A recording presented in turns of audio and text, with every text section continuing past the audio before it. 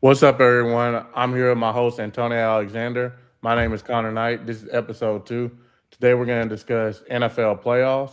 We got Ja Morant trade rumors, and we're going to talk about the favorites in the East. Let's do it.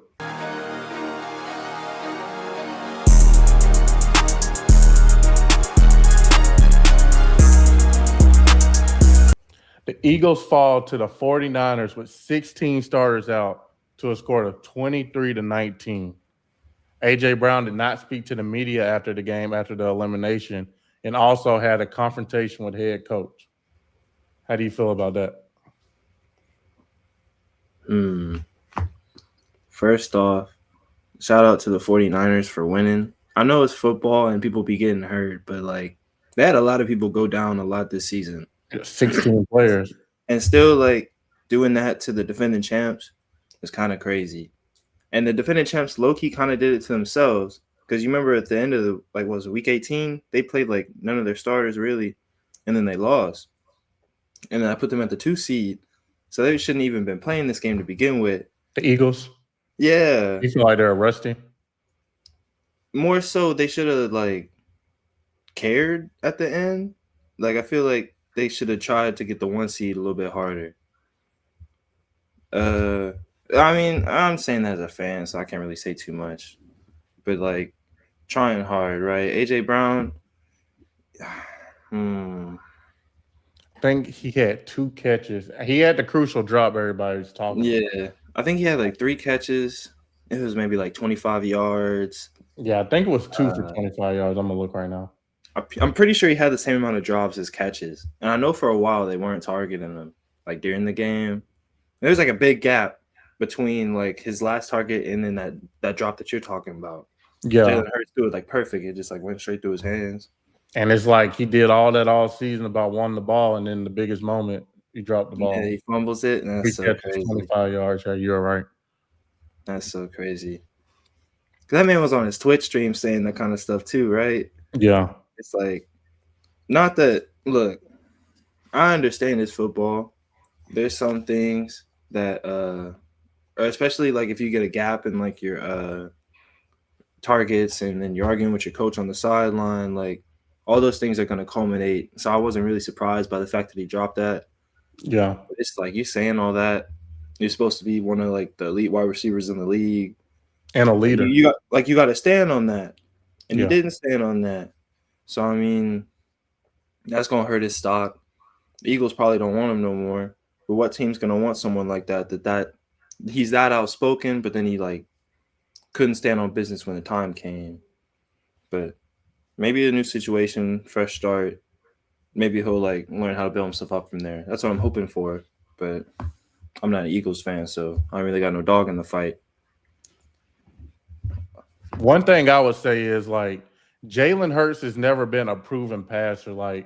Going all the way back to Alabama, he's never been a proven passer.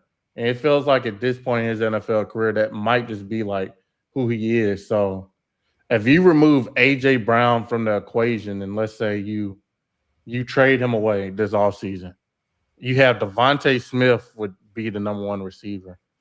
Is that going to be enough for the Eagles? Devontae Smith, maybe some more guys? They are really loading the box now. Imagine if you just had Devontae Smith as your number 1 receiver, your go-to. What would that do to the Eagles offense? Because it's they're so stagnant, they're so bland. It's like their offense isn't really a threat with Jalen Hurts not being an efficient passer.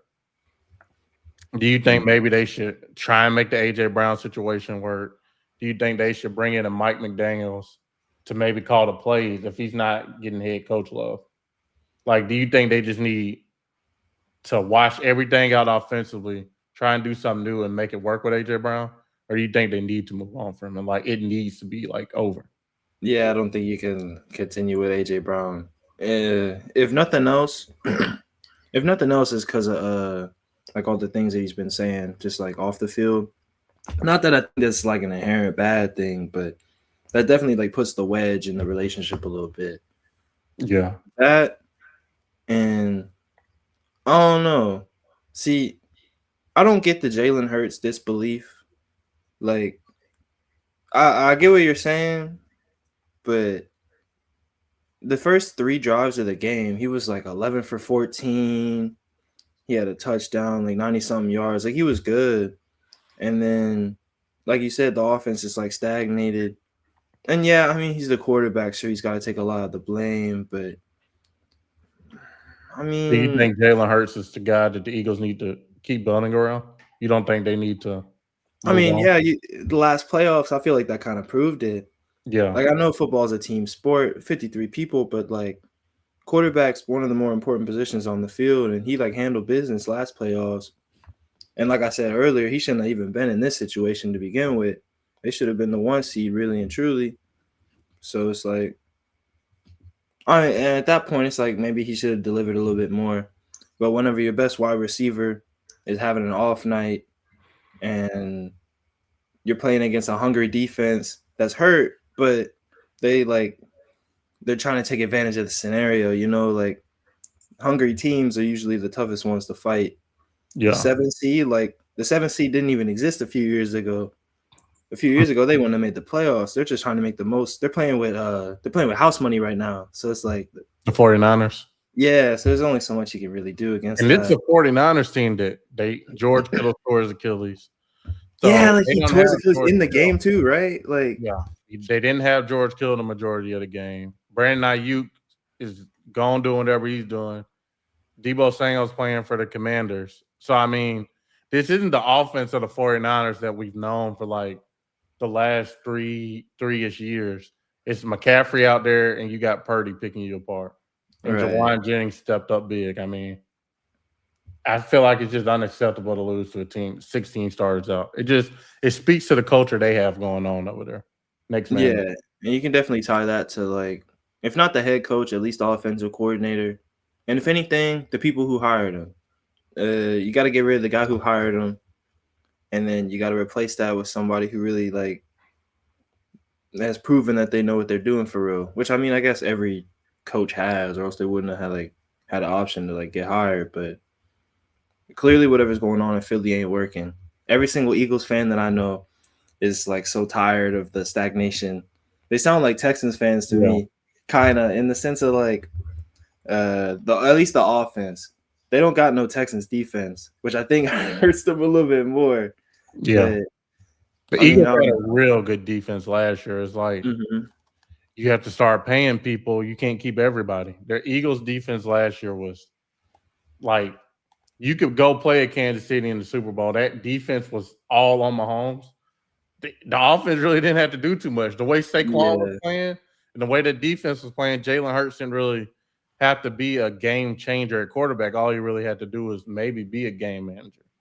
But now yeah, it feels like with the way the roster's constructed, he maybe now he has to make a little more plays. Because it's hard to stay on top of the NFL. It's hard to be a dynasty NFL. It's hard to stay on top because if you win the Super Bowl, next year you're gonna have a harder schedule. hmm So I mean that's what makes Tom Brady and what the Patriots did so like so unbelievable. crazy. Yeah. Yeah, you have these combos of like quarterbacks and coaches that stick around for so long. You could look at the Patriots as a great example, but even teams like the Ravens and the Steelers who keep their head coach for as long as they did and still see success with them, albeit the Ravens just fired Harbaugh over, I guess, losing to the Steelers on with an injured team, but that's unrelated. But Now I that you don't brought up know. now that you brought up the Steelers, we had to pivot there.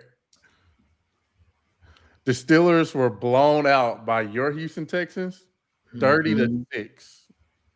Is it time for Mike Tomlin and the Pittsburgh Steelers to split up and go their separate ways? Let me say one more thing. Mhm. The Steelers' last 5 playoff losses have all come by double digits. They are the first team in NFL history to lose 5 straight playoff games by double digits. Is it Yeah. time for Mike Tomlin and the Steelers to go their separate ways? Because it's like it's the same result each and every year. They get in, they lose. Right. This is I like mean, I guess to be fair, When was the last time they had like a roster that could have really won the Super Bowl? Like the Big Ben days, like the Yeah. end of the 2010s. I feel like, And they had Antonio Brown. They had some solid teams. yeah. I mean, yeah, they had AB. He was the best wide receiver in the league at one point. Big Ben, like even like in his later years, was still a good quarterback. And I guess you could say the same about Aaron Rodgers right now. And they have like a good wide receiver room. I like Pickens. I like Metcalf. Well, But Pickens is in Dallas. oh, he's in Dallas now. You right. He's in Dallas. You And right. another thing is they made George Pickens like he was the issue. This year, George Pickens had 1,429 yards, top 3 in the NFL, 93 catches, 9 Yeah, I was about to touchdowns, say, like, I know he's good. and he Damn, I played in forgot about all all that. That's so 17 games. funny. You know what? That makes a lot of sense. I mean, and to be fair, for this playoff loss, they lost to the Texans. That's the best Texans defense like in franchise history. Yeah. And I think it's one of the better ones like in NFL history. Just not even just like one particular position, just like top down. The depth is crazy. Like no bias, I think they're going to the Super Bowl off that defense alone. Because you can see what good defenses do for teams in the league, but there's only so much you can really blame it on like your long-term guys. And I know teams are pretty good about like or pretty bad about getting rid of their coaches like early on. And there's only so many teams that keep everyone around for like a long time. The Steelers being one of them. The Ravens were one of them, and they fired Harbaugh, and that kind of shocked me. I don't think he deserved to be fired for like almost making the playoffs with a injured Ravens team and being around that long. So I think Mike Tomlin losing to the best defense in the league and it only really being a blowout at the very end after a fumble recovery touchdown that he had no real control over, it would be kind of unfair to like just show him the door after that. Some now, people you can continue. I was gonna say now I don't know what kind of leash he's gonna be on. I guess that depends on what his roster is gonna look like. Yeah. Is Aaron Rodgers gonna retire? Is he gonna regress hard? Yeah. If he regresses hard, do you blame Mike Tomlin? How are they gonna draft? Do you draft a quarterback and let him sit behind Rodgers, or like? They say Rodgers might have threw his last pass that went for a pick six. Man, because that's the thing too. Like you said that they lost by double digits multiple times. At least for this game, I can definitely attest that a lot of it was just like turnovers. Like the fumble recovery touchdown blew the door open. The pick six. Like the Texans offensively weren't doing much, albeit that may not be saying too much about the Pittsburgh defense because that Texans offense is very stagnant too. But I will say this: if the Steelers had George Pickens and DK Metcalf, which what I thought they would have at first before they traded them away, right? I feel like it would have gave Aaron Rodgers more weapons to work with. Like George Pickens played in all 17 games this year. Mm-hmm. He's available. DK Metcalf only had 850 yards this year. Right. If you put George Pickens on the other side of that, because I know DK Metcalf is probably getting bracket coverages. He's probably getting double team, triple team. If you put George Pickens on one side, DK on the other side, it takes a lot of pressure off a 42-year-old and Aaron Rodgers and a lot more pressure off of DK Metcalf. Yeah. And the Texans DB room is nice too, but it's like even if you got Jalen, Derek, Tingley. I'm trying to like think all these people like you can spread them out a little bit better if you have more weapons to work with. But it was really hounding Metcalf the whole game. He didn't really do too much. And it's because like that was probably in the game plan. It's like, who else are you going to defend? Yeah. Let everyone else beat you. Just rush Aaron Rodgers, guard his number one guy. And that's the pitfall for teams that only got like one number one guy. Yeah.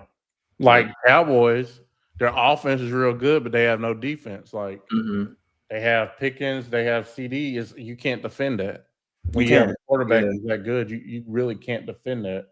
Like DK Metcalf had 2 catches, 42 yards on 5 targets. I mean, that's all they had to really worry about. Worry about him, and we're fine. Worry about him.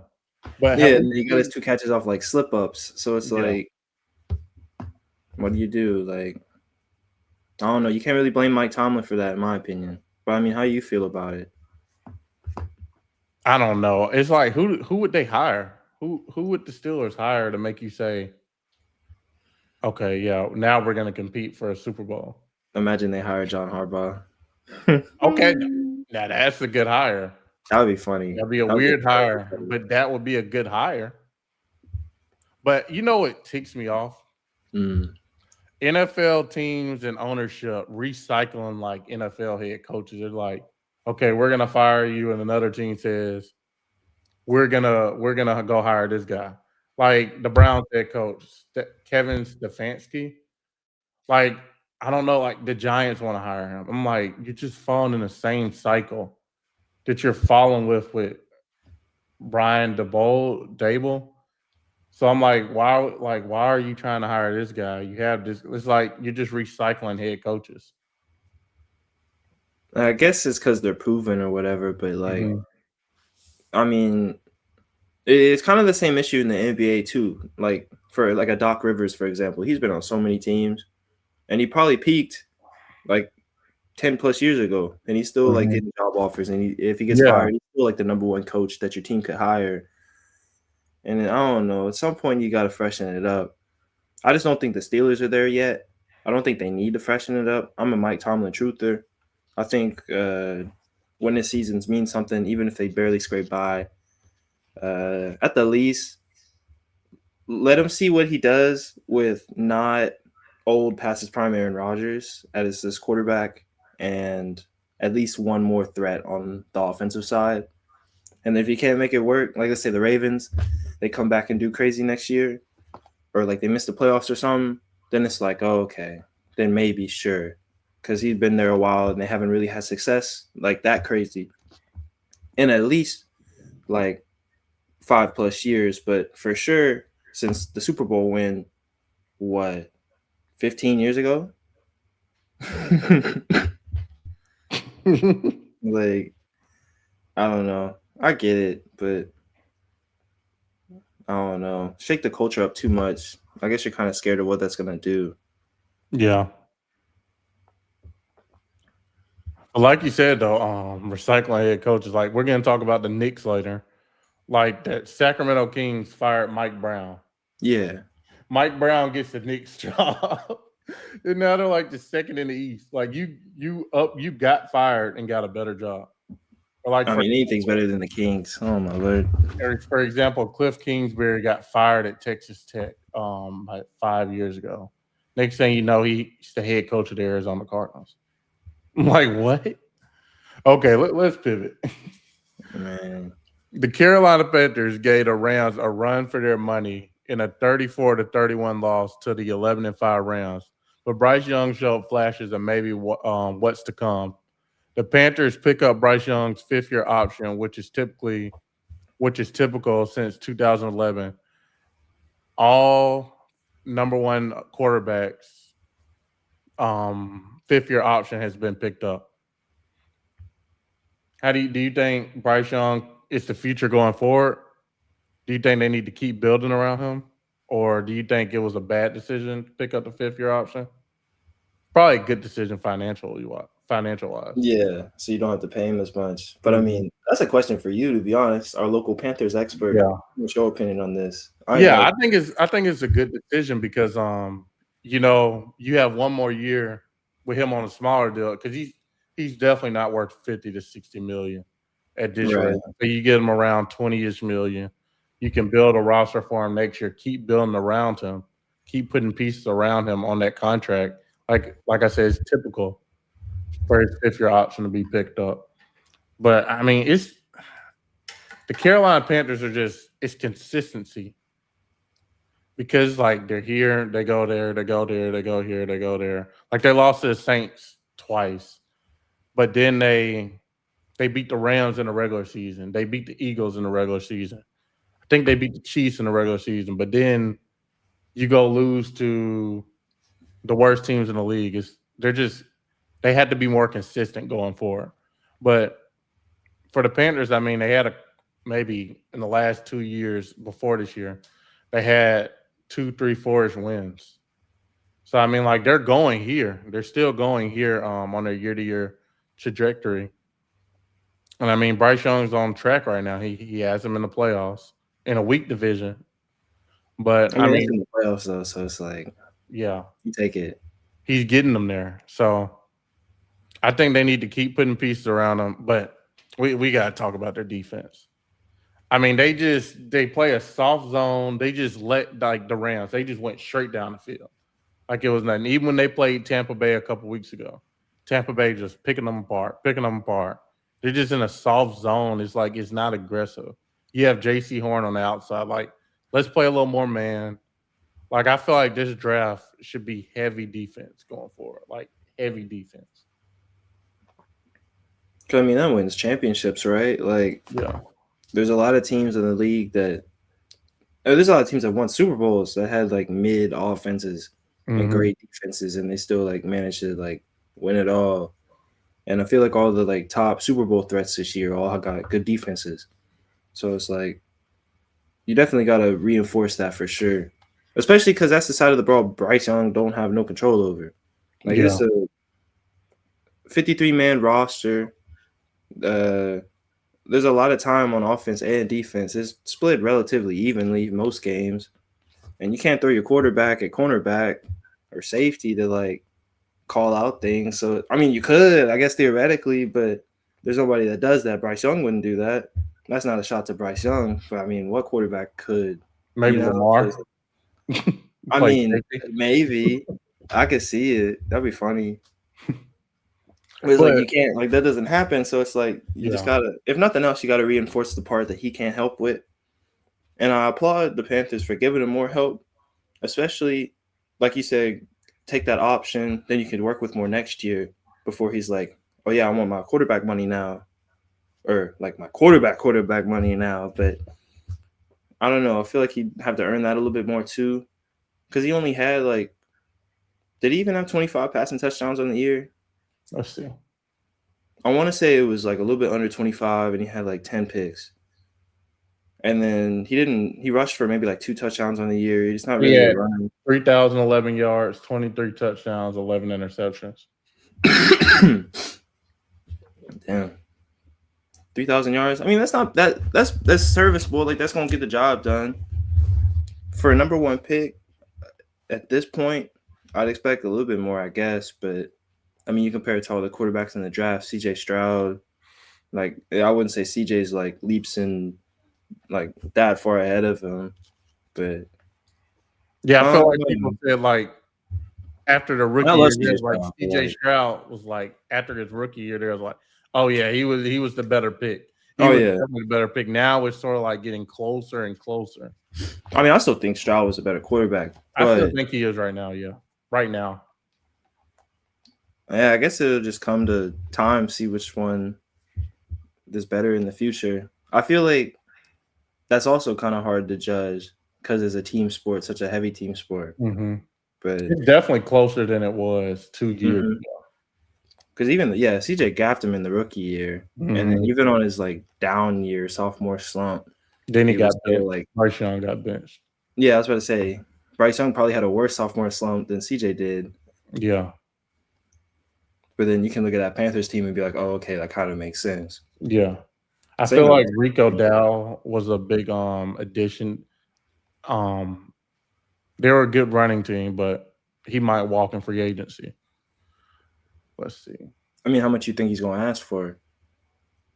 I don't know what his price tag is, but I seen a report that says he didn't get the ball a lot down the stretch like he liked, so that will buy into his free agency decision. So I don't know. That doesn't really sound good.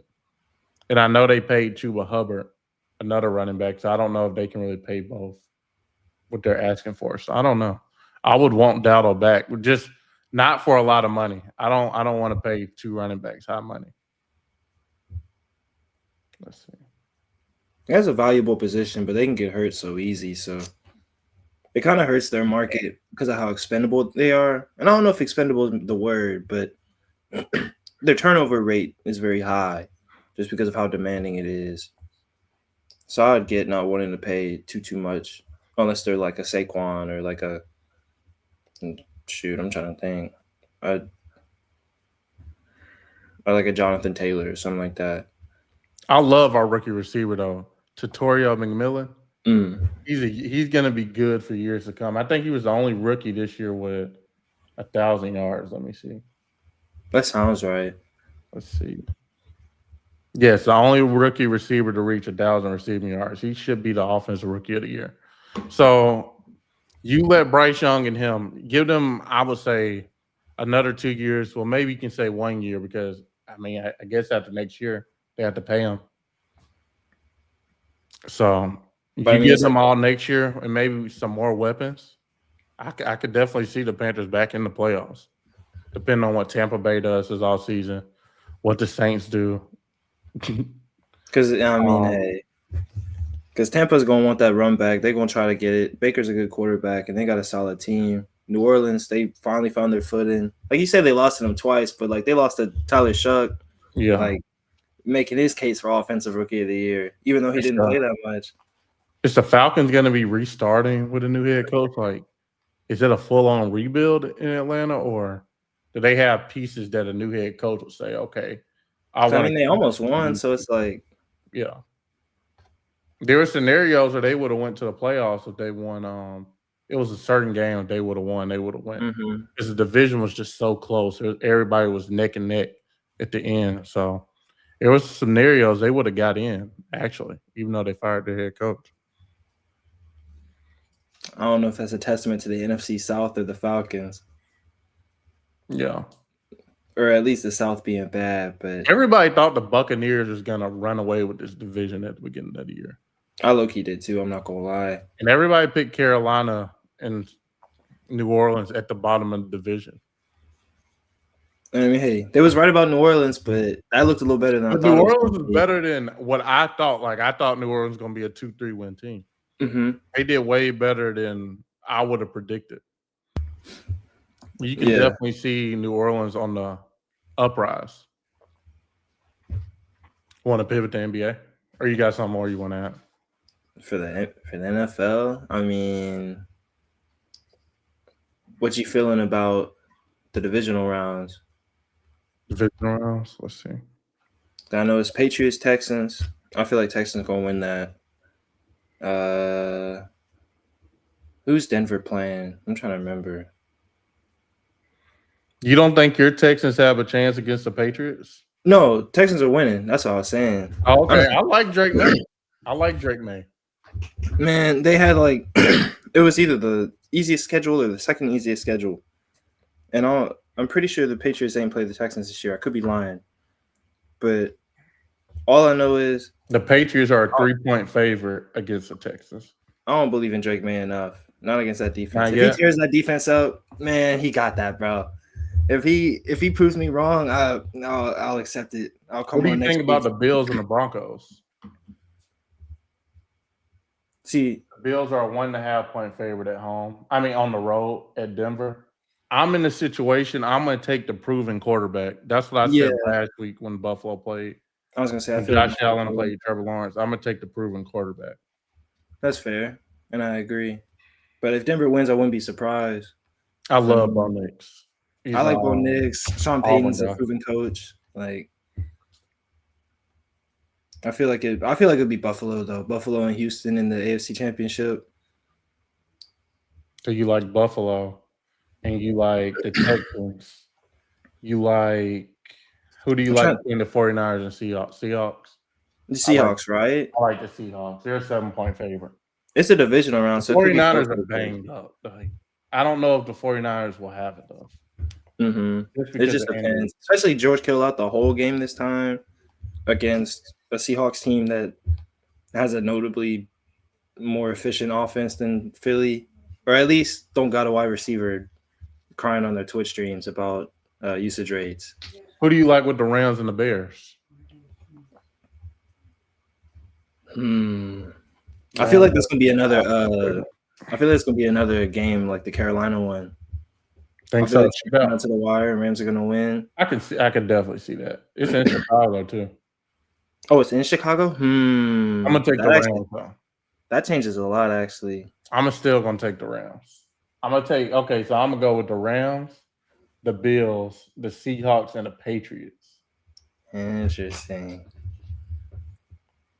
Yeah, I do Bills, Texans, and Seahawks, Bears. I'm gonna say Bears because I feel like they're hungry for that. Chicago, I feel like the arena gonna be popping. I feel like Caleb Williams is that guy. They just beat the Packers too. They're riding that momentum. I hope I'm wrong about the Bills and Broncos. I want the Broncos to win. I want both Knicks to get to the Super Bowl. I just know regardless, Houston's gonna get to the Super Bowl. So I don't care who they beat. I feel like beating Buffalo would just make sense because they usually do. Everybody likes the Texans to get to the Super Bowl. Can't lie about that defense. So the Texans win, they play the winner of the Broncos and Bills. And if the Rams beat the Bears, they play probably the Seahawks if they beat the 49ers. It's a good playoffs. I mean, good playoffs. Good games. Besides maybe the 49ers and Seahawks, a lot of people are heavily going to pick the Seahawks, probably. Okay. Let's talk about Ja Morant drama. Ja Morant. What a guy. According to Shams, for the first time, the Grizzlies are entertaining offers to potentially move on from two-time All-Star Ja Morant ahead of February 1st NBA trade deadline. He's averaging 19 points a game and 7.6 assists. This is worst numbers-wise since his rookie season. What do you think about Ja Morant? And what do you think is a good fit for him going forward?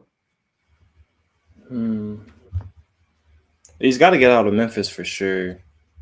I seen they were talking about trading. I seen they were talking about trading Jaren Jackson Jr. too. Really? Like a complete blow up, which would be kind of crazy. But I don't know because they just paid Jackson too. They did. So he has a huge contract. That'd be kind of hard to find someone to like try to match it. But maybe a contender would want him. He would have more value than Morant at this point. Morant just has a lot of off the court issues like that you had to deal with, and he's like when we talked about Trae Young the other day, like defensive liabilities. Like he's a small guard. He's not the best defender. He has off the court issues. Trae Young doesn't even have the off the court issues. So Ja Morant has the off the court issues. Small guard and can't play defense. His value isn't going to be as high as a Jaren Jackson because Jaren Jackson is one of the best defenders in the league. He can rebound. He can score. And even then, I know Jaren Jackson, like his block numbers are a little bit lower than like when he was like really popping off, but he's still like I'd still say he's an all NBA caliber defender. So that's kind of whatever. There's a few options really. There's a few that I was thinking of. I want to see him go to Minnesota or Milwaukee. I know a lot of people said the Heat, but I mean, what would the Heat give up? Yeah, that's what I'm saying. I don't really know. But Milwaukee, right? I feel like that really wouldn't let Ja Morant focus in Miami. Yeah, I was about to say Milwaukee's like the perfect place for him to lock in because everyone I've heard Jeff Teague talk about so many times about how they should do in Milwaukee. Mm-hmm. I mean, he's gonna be with Giannis, and Giannis gonna keep him in check. The only thing is, I feel like they probably have to give up like Ryan Rollins, who's probably I have seen that Ryan Rollins would have to be involved. Yeah, he would have to be involved. But I mean, I don't know. You lose his 3-point threat and his playmaking, but Ja's still a good playmaker, or like relatively, and he's an offensive weapon for sure. Pairing that with Giannis on the fast breaks, I feel like you couldn't stop Milwaukee at that point. They'd be one of the tougher ones. In the open court. I want to see him go to Minnesota. Like I say, if Ja Morant and Anthony Edwards pair up. No, that would be crazy too. Julius Randle somehow. I mean, who would they trade? I'm trying to think. Like Rob Dillingham, because he's an undersized guard that they're trying to like lean on a little bit. But Ja Morant's definitely more proven, and his game's more dynamic. They would probably have to include Dante DiVincenzo or Jaden McDaniels. Maybe Jaden McDaniels for Ja though. See, like the Timberwolves have a lot of pieces. They got Nasri, Jaden McDaniels. They have Mike Conley. It's a lot they can move unless they do a lot of picks. Yeah, because look, I'm an LSU fan. I like Nas Reed. I like his game, and I know Minnesota loves him. But like, so it's like I don't even know if they'd really want to trade him. But I feel like that would be a good. I think he got paid last offseason. Yeah, he got paid too. But I don't know him and him and Julius Randle on the court at the same time. I don't know if You you've like ever them? really sat and watched, Do but they their start defense both of is them? Yeah, start I both mean, of if them. Rudy was hurt, maybe, but usually they'll have minutes together. And I I want to wasn't even say thinking their about minutes Rudy Gobert. together. I'm pretty sure their minutes together is the worst plus minus of any pair of teammates on their team, because they just I don't know how to put it. It's kind of hard to describe, but it's easy to point out when you're watching. It's just they're kind of slow defensively. Both of them are. So you can just kind of attack them, especially as a guard, and then you have to force people to move, and then you can just kick it out and then boom threes. Not to say that So they're bad defenders, but I wouldn't call them a good pairing. if you're the Grizzlies, who would you want from the Timberwolves? I Because mean, you I wouldn't guess want Rudy Gobert with Jaren Jackson unless you're tearing it all down. You wouldn't there's want no not, reality where Rudy gets traded, though. yeah. There's no way. Because he has a big contract. He has a huge contract, actually. And he's an all NBA defender. Mhm. He's a defensive player of the year candidate every year. He's probably the best interior defender in the league. I think Wemby is. But Wemby, yeah, in theory, Wemby is. I agree. And practice too, and in practice, but he's never gonna win Depot because yeah, he's gonna be hurt too much or something like that. So yeah, Rudy's probably second, but still that. I'd say it's them two on their own tier. I can't think of any interior defender that's as good as both of those. So it's would you give up Julius Randle for a Ja Morant swap? that's way too much. How about Jaden McDaniels and a Rob Dillingham? I feel like Jaden has to stay. I feel like he's too good. Not that Right. I think that he's better than Ja Morant, but he's a 6'9" who can handle it like a guard. He can shoot. He can drive. He can play defense. I feel like you want that, especially if Minnesota thinks this is the team that's going to take them all the way. John, Ant, 1 and 2. You definitely need to have a Jaden McDaniels with you. So you think Rob Dillingham and a Dante DiVincenzo would be enough? And with some picks? See, I don't think that would be enough. I feel Yeah, like you'd see, have to it's put what's a good I feel like you'd have to put a Nas Reed in there at that point, those two plus Nas, mhm. and then maybe picks or pick swaps or something. I guess it really depends on the market, what other teams are offering. Because if you somehow have Ja Morant, Anthony Edwards, Julius Randle, and Gobert, And then McDaniels at the 3, that's crazy. Ja Morant the 1, Anthony Edwards at the 2, McDaniels at the 3, Randle at the 4, and Gobert at the 5. I'm telling you, if that lineup hits the playoffs, watch out in the 7-game series. Yeah, that's crazy. Just watch out. I'd be scared, genuinely. Man, I don't know how realistic that is, though. But yeah, I don't know either. That's my thing. But I mean, that'd be a cool. lot of money tied into that starting 5. There was a couple that I was thinking of that I think would be funny options, although I don't know if I really agree with them. Ja to the Pelicans, I think would be kind of funny. I think that would low-key be worse for him than being in Memphis. I feel like that'd be a horrible move. That's such a move New Orleans would make too. Yeah, but that's what I'm saying. Imagine they trade Jordan Poole or DeJounte Murray, and then I don't know, Sadiq Bey or something to match a contract, which would kind of be bad because I really like Sadiq Bey, but Jordan Poole kind of just be. I like Jordan Poole too. He's one of my favorite players in the league, but I don't know if he really fits New Orleans' timeline.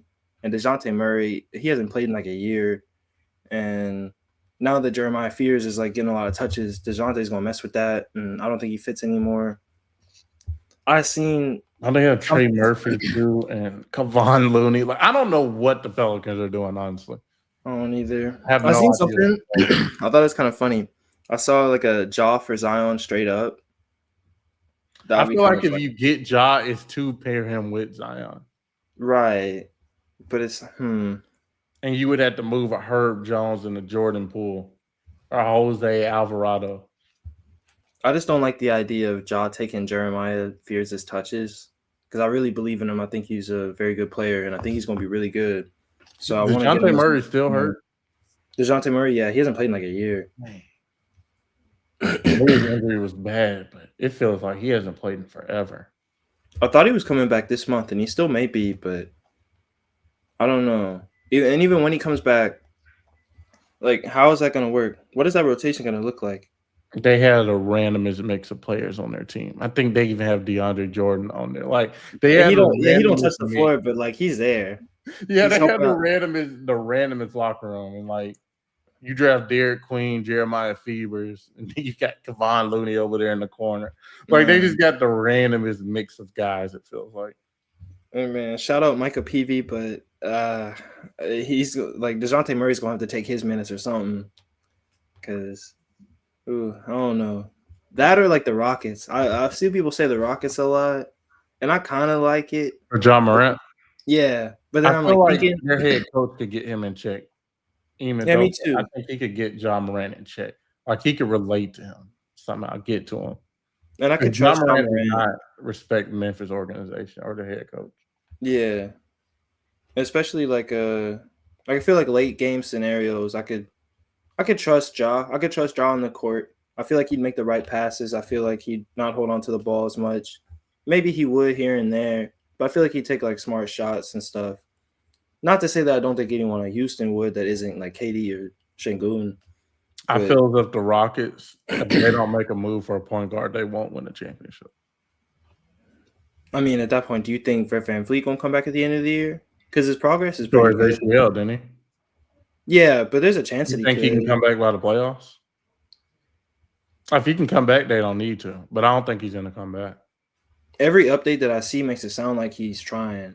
Or come back and be 75% And be what he of needs. himself. Yeah. I don't know. I mean, he has KD right there. KD went through something similar, and then he came back and had his most complete season ever. So it's like, yeah, you got somebody there that can be a point of reference. And I mean, he's been around the league long enough to where he knows enough people to where he can get more than one point of reference. So surely, like, his development's a little bit better. And the Rockets have a really good medical staff. So it's like, why don't they sign Chris Paul? Roster spots, I guess. They have I'm trying to think who are their guards right now. Because even if Chris Paul plays, it's not like he'd be playing like 30 minutes a game. Like 15 to 10? Yeah, like something like that. And then at that point, it's like, I mean, I guess he'd be good to like help, like be like a coach on the bench. Yeah, he's like a good locker room presence probably for that team. Because you see the teams that he goes to, his locker room presence is like appreciated and built upon and like works out, like Oklahoma City, San Antonio. The only one that didn't was the Clippers, just because a bunch of old people and they didn't like being bossed around. You got Kawhi, Harden, Zubac. And Houston's young enough to where they could respect him, especially like having someone like KD there too. I feel like that would help amplify it. But yeah, at the same time, they got. I'm trying to think, because I'd rather have Chris Paul over like a JD Davison, but JD Davison's 23 years old. He doesn't even get in. Yeah, he doesn't get in like that, but he is a good player in the G League. Like he's too good for the G League, so you can't just like send him down. He dominated when he was in the G League too. Yeah, like I feel like I see the potential with him, so it's like you don't want to cut him just for Chris Paul to be here for a year, and then our team is going to pick him up. Like if JD Davison like leaves, yeah, and then it's like who do you like? How do you make a roster spot for Chris? I can't really think, but I don't know. I know Aaron Holiday's on there. Yeah, it's like you don't cut Aaron Holiday for Chris Paul, and maybe you trade Aaron Holiday if Ja Morant is like a genuine option you're considering. Because who else would you trade? It really depends how all in are the Rockets on this season. Are they? I feel like they have to be. Are they trying to build to go all in for next year to build chemistry for this year? Build this year, go all in next year. I feel like because there's no way they can. And that's why they signed Kevin Durant. Like Kevin Durant's only on this team because this is like now. This is when you buy in. But then Fred VanVleet wasn't healthy then, though. No, he was, and then he got hurt. Yeah, I mean, like he was healthy, like when they made the trade. So like maybe they were thinking then they were all in, but then he got hurt, so they're like, okay. But now you already went all in. Yeah, you can't back out now. Like all your chips are already on the table. Yeah, like I feel like if they had VanVleet, they're a championship contender. I still think they're a contender. I just don't know how serious they are without a true point guard. And I mean, they could trade Van Fleet for Ja, probably like him, like Dorian Finney, It could. and like Clint Capella maybe, and then get like Jock Landale back. Because he can help Jock Landale. He was on the team last year. He didn't get that many minutes, but he's been doing pretty good for Memphis. He helped stretch the floor. He's shooting a pretty good 3-point. I feel like the only thing that maybe hurt is the offensive rebound rates, and the Rockets like build themselves around that. But at the same time, as long as Şengün and Adams are okay, Min Thompson's okay, Jabari Smith's okay, Tari Eason, he gets his offensive rebounds when he needs to. So I don't think that hurt too much. Shoot, if anything, Ja Morant can help out with that. He's got the vert. He can get up there. Put back Yams. Literally, like anything. Because it's not like he's going to be shooting threes like that. Hopefully not. No. I mean, they kind of need him to. And that's kind of why I don't think it's a good fit. Because Ja Morant's not the craziest three-point shooter. And if they're going to add anything, that would probably be the number one thing. And it's going to take away if Ja's on the team. So It's like, I don't know. Minnesota, I guess, is probably the only valid option. Minnesota or like, I don't know, Sacramento, but like, what are they doing? I don't know what they're doing. Sabonis, Westbrook, Levine, DeRozan. They got a mix of weird characters over there too. They fire Mike Brown. He's a good coach. I don't know what they're doing. I don't know why they fired Mike Brown. Like, he was the problem. I don't know And then what. that runs out De'Aaron Fox. And then Mike Brown goes to the Knicks. Now they're the 2 seed. They're probably the favorites to win the East right now. Let's pivot. And really and truly, I feel like they probably would. Let's pivot right there. The New York Knicks remain the favorites to win the East at a 25% chance per Poly market. The Celtics are at 20%, and the Pistons are at 17%. And the Cavs are at 12%, Sixers at 12%, and the Magic at 6%. Do you feel like that's valid? Yeah, they're the most complete team in the East. They're most definitely the most complete team in the East. When you have Jalen Brunson, you have the 3 and Ds with Mikal Bridges, OG Anunoby. You have a shooting big and Karl-Anthony Towns. Depending on the night, he can get you 15 rebounds. Mm-hmm. He can get you 20-ish points. So you have Cat, Jalen Brunson, Mikal Bridges, OG, and Josh Hart's like the ultimate glue guy. Like, he can get a double-double any night. Yeah, he's like the ultimate glue guy. Bro's like 6'5", at number 1. Yeah, Detroit's sitting at number 1, but it's just like it's sort of like Cleveland last year. Are you a pretender? Are you like really for real? I know they're young and hungry, and I wouldn't doubt Detroit. If New York don't get it, I feel like it'd be the Pistons. This is also assuming that Jason Tatum don't come back. I was just gonna say the Celtics are sitting at number 3, 24-15. When a lot of people thought they'd be tanking for the number 1 seed this year. The Celtics are just sitting at number 3, surprisingly at 24-15 without their best player, Jason Tatum. See, that doesn't even surprise me that much because Jaylen Brown's that guy. Like, he's shown it before, and he's making a good case for MVP this season just off of their record. But, like, Jason Tatum comes back, and he's even 80% of Jason Tatum, but surely he's going to be, like, more than that because people tear their Achilles and then come back and they're still chilling. Like, ever since, like, KD, I feel like it's kind of been solved. So it's like, we're not solved, but you know what I mean. Like, I feel like Jason Tatum going to come back and really put a wrinkle in probably Detroit and New York. But I feel like New York, especially how close they were last year, and the Pacers are out of the question at this point. He's ahead of There's a chance they'll sneak in the 10 seed maybe if Hallie comes back. But, like, even then, Pacers sneak into the 10 seed. By the time they get to, like, the Eastern Conference Finals, or even round 1, assuming that, let's say the Knicks get the 1 seed, if they play the Knicks round 1, like, I feel like they're not their kryptonite or anything. So, I don't know. I feel like it's easy to say New York. They got good depth. They got one of the better starting 5s in the league. They got one of the better guards in the league. They got one of the better centers in the league. They got one of the better coaches in the league. They got the best home court advantage. It's a wide open East for sure. It's wide open. It's so obvious. I would have thought when they got rid of Porzingis, Horford, and when they traded for the guy in Portland, Simmons, I would have thought they were punting for this season. But now it says reports indicate a potential return around February or March after the All-Star break to help the contending Celtics in the later second half of the season. If they get If That's they get quick. Jason Tatum Oh, back around March, watch out yeah, that's crazy, actually. because Especially if they they keep it have up. Simmons now too, Anthony Mm-hmm. Simmons. Yeah, So that's he's another nice. wrinkle they didn't have last year. It's kind of funny. People talking about putting Simons in like a trade deal or something, but it's like, why would you even do that? Because you're the 3 seed now, and he's balling. It's like maybe you get some pieces to help fill it out, but like they're clearly expecting Tatum to come back. So that's the biggest threat to New York is the Celtics for sure. But it kind of all hinges on that. But so I guess you can't really say for certain like who's the favorite to come out of the East, but I feel like it's kind of obviously New York, especially with right winning now. the NBA Cup and the way they did it. Like, I don't feel like you can count out Detroit though. I love Cade Cunningham. I don't think you can count him out. And I love another Cade. interesting wrinkle is if the 76ers are healthy, 7-game series, you get all of them healthy. Maxey and B, George, EJ Edgecombe, like if all of them are healthy in a series, they can make noise. Yeah, that's my thing too. I love the Sixers. I'm a fan of their entire roster. I love all their games, like on an individual level. I like how they mesh together. I feel like Edgecomb's probably the best rookie this year. I don't know if he's gonna win Rookie of the Year. It could be Khan. It could be Cooper.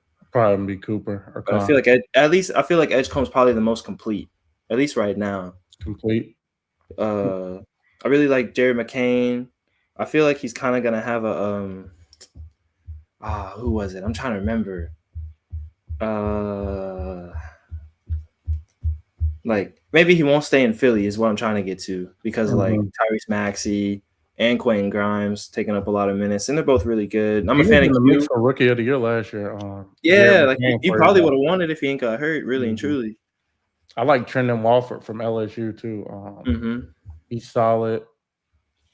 They're a Trendon's solid team, averages- and then Embiid's like not a bum. Like he's still putting up Embiid numbers, and if he does that in the playoffs, you could see them winning it too for sure. It's just Paul George and Embiid. I mean, that's the key. Do you seem trust to them lock to be in, healthy? really. Do you trust them to be healthy in a 7-game series? That's all it is. If they get the right path, a favorable path, I could definitely see them making a run to the conference finals or the finals. They have the team. For sure. It really, man, I don't know. It's hard to pick them between the Knicks and the Sixers now that I'm sitting on it a little bit. But I mean, I have to believe in the Knicks. I'll pick the Knicks as well. Like I have to. They've done nothing that makes me not believe in them. You know what I You mean? can definitely make an argument For everyone else, right? that the Sixers could compete with them. Sixers, and if the Celtics are healthy, yeah, which a lot of people didn't think they would be this year. They thought they would punt. If the Celtics are there at the end with Tatum, and it looks like he would have a month to warm up before the playoffs. I mean, it's not like Jason Tatum would be warming up in the playoffs. He would have a month before the season conclude, a month and a half maybe. And he's like a MVP caliber player whenever he's healthy. So it's like, man, that just means the playoffs are gonna be fun to watch, man. That just means I'm gonna be tapped in on everything. That's gonna be anybody in the West gonna knock off the Thunder while we got some time? I mean, yeah, I feel like the blueprint's already out. I feel like I wouldn't say exposed. I don't know if exposed is the word because they can always like come back and like patch it up, but they definitely aren't like the team that the media was trying to say that they were when they were like 23-1. 73-9 Warriors. Yeah, they was talking about like how they could beat the record and all that. And I didn't like I believed them, but it's like I feel like the media was like pushing that so hard, and then like as soon as they do that, literally as soon as they do that, they started losing. Teams start figuring it out, and then they turned on them immediately, and I thought that was kind of funny. I'm gonna tell you something though. The Spurs could have their number. That's they definitely a bad matchup for them in a 7-game series. Because Wemby owns Chet, right? Denver too. And then the Spurs got like good guards that can help against their guards. I feel like OKC's probably deeper, but the Spurs are definitely like in a 7-game series. I couldn't tell you who's winning, especially since I just saw the Spurs win 3 like against them, and I think they played them recently too. But the playoffs started today. Houston's the 7th seed. So that means they'll be in the play-in, and if they lost, they'll be the 8th seed. There's a world Houston could play OKC in the first round. That's not something OKC would want. Yeah, because I feel like if they're healthy, I feel like Houston Phoenix probably is win a that. 6th seed. They would rather definitely want to see Phoenix in Houston. Especially, because of matchups. Literally just because of matchups, really. But Phoenix is a strong team on their own. And I feel like Big surprise this year. people like DB, like Dylan Brooks, they definitely like set the tone, try to lock up Shea, lock up J-Dub. Because the question with the Thunder is like, who's going to be the consistent guy after Shea? And then you think about it, it's like, oh, of course it's going to be like J-Dub. Like, of course it's going to be J-Dub, but it's like, what about when J-Dub out? Like, he was hurt though, like in the playoffs last year. Yeah. Like, imagine that happens again, or he like gets out, like he can't play for real. Like, he's not playing. He still dropped 40 with a broken hand, but it's like Chet's up next. Okay, then you look at Chet's matchups. Like, who they're playing against? They're playing against the Spurs. It's gonna be hard. Playing against the Rockets is gonna be hard. Playing against the Nuggets is gonna be kind of hard. My Warriors are sitting there at number 8. I'm like, just make a trade. Just make a move. Like, just they play the Warriors. Jonathan Kuminga gonna have to be playing. And then you saw what happens when they had to play him against Houston. Like, he was doing good. Yeah. The Warriors are sitting at 8. That's assuming they don't trade him, but we already talked about that. I'm trying to think. Like, after Dub and Chet, it's like, who's the 4th best player? The 4th best scorer on the Thunder? OKC is like, they're deep. It's not like a set 4th. So it goes like AJ Mitchell, maybe? It goes Shea, Chet, J. Will, and then Hartstein, Mitchell, Wiggins, Isaiah Joe, Luke Dort, Cason Wallace, Alex Caruso. I mean, it's really just, it's like whoever's night it is. Yeah, I guess. It's like, you can see out of everyone you said, AJ Mitchell's probably the most complete, like, offensive guy. 1.2. But people like Cason Wallace, Luke Dort, I trust more defensively. Alex Caruso, but like, and like Cason Wallace one night can go for 20. Yeah, like they got a lot of people that can go for 20, but Caruso, how many of them could go for 30? Wiggins, Joe, they're definitely deep.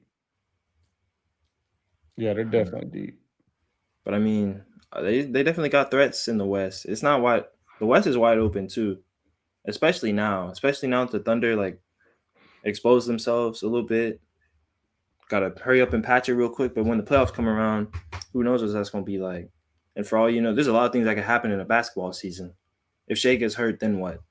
Not that I think he will, and not that I'm wishing that on him, but if Shea gets hurt, then what? You know, like, as an MVP caliber player, like, Dub's going to have to step up, Chet's going to have to step up, the whole team's going to have to step up. But then it's like you get into a series against a team, then you're scared of, like, you're more scared of San Antonio, you're more scared of Houston, you're more scared of Denver, you're more scared of the Lakers, you're more scared of the Timberwolves, especially if they make a trade for, like, Ja. Like, that's stuff you got to watch out for. The East is wide open, but the West is too. I still say it's going to be the Rockets, but I mean, you know, I got my little biases or whatever. We've been going for 58 minutes, around an hour.